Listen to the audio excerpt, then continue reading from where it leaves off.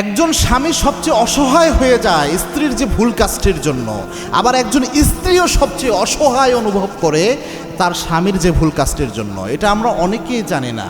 দেখবেন স্বামী স্ত্রীর যে সম্পর্কটা, এটার ব্যাপারে রাসূল সাল্লাল্লাহু আলাইহি ওয়াসাল্লামের স্পষ্ট দিক নির্দেশনা রয়েছে এবং আল্লাহর হাবিব সাল্লাল্লাহু আলাইহি ওয়াসাল্লামের জীবনের সুন্নাহটাই আপনার জন্য শ্রেষ্ঠ আদর্শ।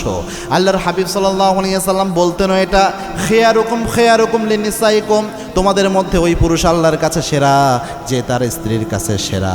আবার আল্লাহর হাবিব বলতেন, ওই নারী আল্লাহর কাছে সেরা হয়ে যায় যে তার স্বামীর কাছে সেরা হয়ে যায়। এটাও হাদিসের বিভিন্ন ইঙ্গিত দেখে বোঝা যায়। সুতরাং স্বামীর কাছে ভালো থাকা, স্ত্রীর কাছে ভালো থাকা এটা জরুরি। এখন যেটা হয়, একজন স্বামীকে সবচেয়ে বেশি বুঝবে হচ্ছে তার স্ত্রী, এটা হচ্ছে নর্মাল। দুনিয়ার কেউ যদি তাকে না বুঝে, তার স্ত্রী তাকে বুঝবে, এটা একজন স্বামীর মনের ইচ্ছা থাকে।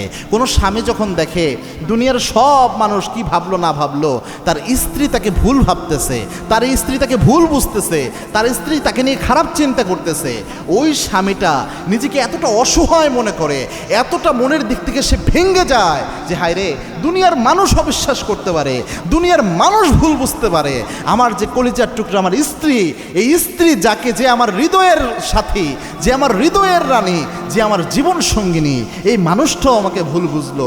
এই পুরুষটা তখন হাজার শক্তি থাকলেও যেন সে অসহায় হয়ে যায়। আবার একটা নারী যখন তার শ্বশুর বাড়িতে যেয়ে তার শ্বশুর তাকে ভুল বুঝে, শ্বশুর দোষ ধরে, শাশুড়ি দোষ ধরে, তার ননদরা দোষ ধরে, তার দেবর যা আছে সব দোষ ধরে, কিন্তু তার স্বামী ভালো আচরণ করে, তাও ওই নারী সংসার করতে পারে। কিন্তু এই নারীর সাথে যদি এমন হয়, সবাই ভালো আচরণ করে আর তার স্বামী তাকে ভুল বুঝে, তার স্বামী তাকে মানসিক কষ্ট দেয়, তার স্বামী তার মনের যত্ন নেয় না, এই নারীটা নিজেকে এতটা অসহায় মনে করে, তার মনে হয় গোটা দুনিয়াটা ছেড়ে আমি আমার স্বামীর আশ্রয়ে আসলাম, আর আমার স্বামীটাই আমাকে আর আজ ভুল বুঝলো।